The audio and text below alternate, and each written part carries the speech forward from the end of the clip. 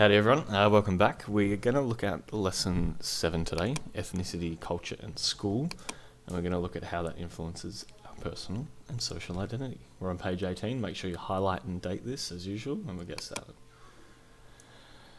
So start with school. So school is one of the most important influences on identity formation, especially once you get to the higher end of school. I think in that middle bit it's important, but particularly when you start school in kindergarten and when you end school in year 12 and year 11, they're the big kind of two periods where school's having the most impact on your identity. So the reason being, at kindergarten, prior to that, most of your socialization and learning customs, rules and behavior has been from your parents and your family. You may have had some contact with peers in terms of friends and neighbours and things, but school's really your first opportunity to experience a meso world setting, not just a micro world setting. So the idea that you're now having a new sort of place in your world that's going to teach you different rules, laws and regulations that are very different from your micro world. They might be similar, but that really shapes your identity, especially because the idea of school is to instill values that Australia wants. You know, as the government writes our curriculum and teaching and what we as teachers have to teach you guys as students, it's really important in shaping beliefs and values.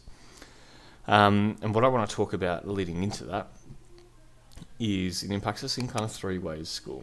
So this is important to listen to this because that's going to give you the examples there. So the first way that school impacts you is curriculum. So what I mean by that is that's the official stuff that we teach you. So what's in the syllabus here?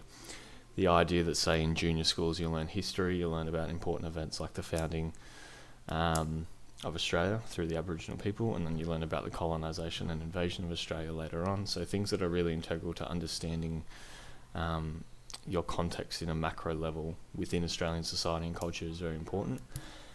And so other things as well, like basic maths and English, learning to read and write, all of that influences your identity as an educated person in a first world country. So through curriculum, that's sort of how we shape your identity.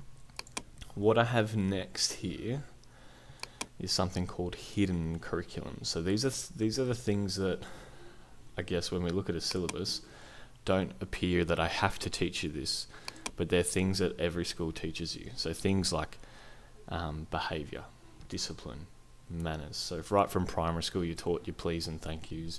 You're taught to line up and wait your turn.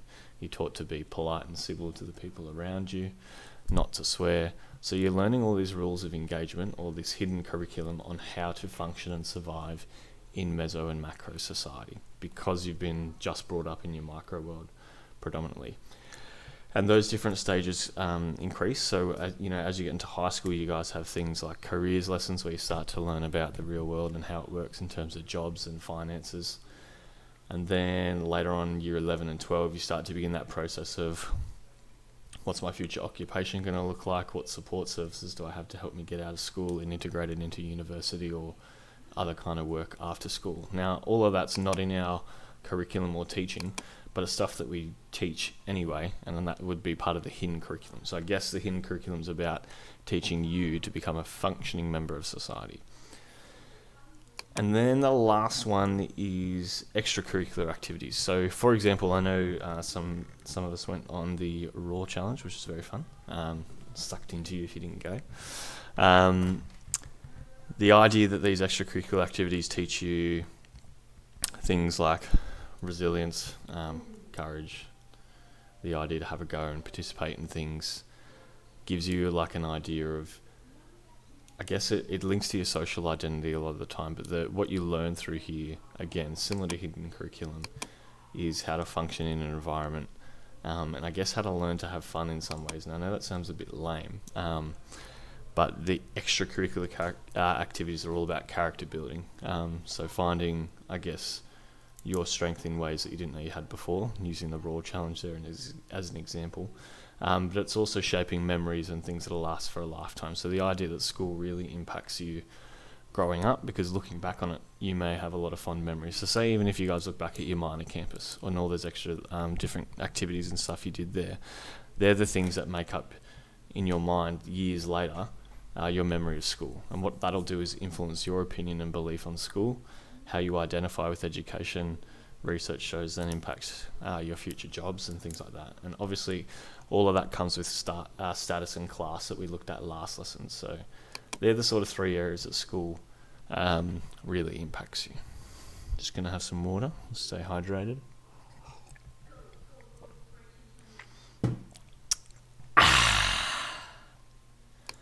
That's the dad I can do that now because Ellie's going to give birth soon. So I'm working on my dad noises. So drinking for one. When I get out of a chair, I'll be like, oh. So I'm working on those. Anyway, I digress. We're going to look at ethnicity and culture now. Now, I've put these in to one. If we look at our syllabus, they're also categorized as one because they really go hand in hand. So I guess the difference between ethnicity and culture. Ethnicity, you can say, is where you're from, and you can link that to geographical location and your environment.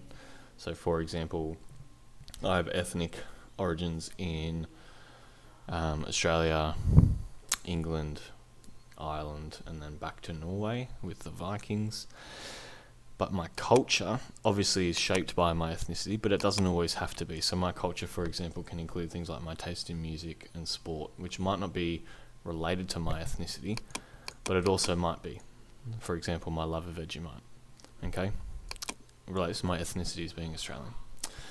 So they're different, but a bit same.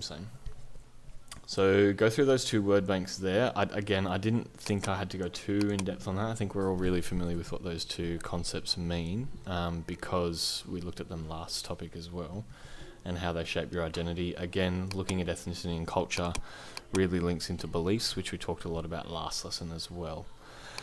What I do want you to do though here is a bit of a research task. So what this is, it's going to be very cool and eye-opening. So there's a lot of different cultural traditions around the world. So what I want you to do is look each of them up. I've written which country they're from in brackets there. So we've got things like the Ma'anene Festival in Indonesia, which you'll find very interesting when you look it up. I don't want to spoil it for you, but it's very interesting. The idea of spitting on the bride in the Greek. In Spain, there's a tradition called baby jumping, which we have a photo of here, where people dress up as little devils or diablos, and they jump over babies. Why do they do that, you might ask? Well, that's your job to research it. So for each of these, I want you to research the cultural tradition and then summarize its cultural significance. So in essence, why do they do it? Then we've got a thing called foot binding or lotus feet in China, which we have a image of here.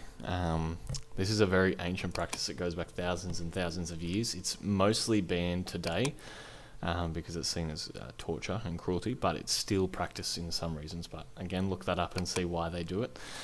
We'll talk about it in class. And then there is what we call bone ash soup in Venezuela, which we have an image of here. Again, there's a very significant cultural reason why that group of people does that, but I'll leave that up for you to look up. Some very cool and weird and interesting, to us, weird. They're not weird in of themselves. They're probably normal for people in that culture. They might look at some of our aspects and think that they're weird, but they're very different to Western culture. So yeah, enjoy that, and I'll see you in the next one. Bye.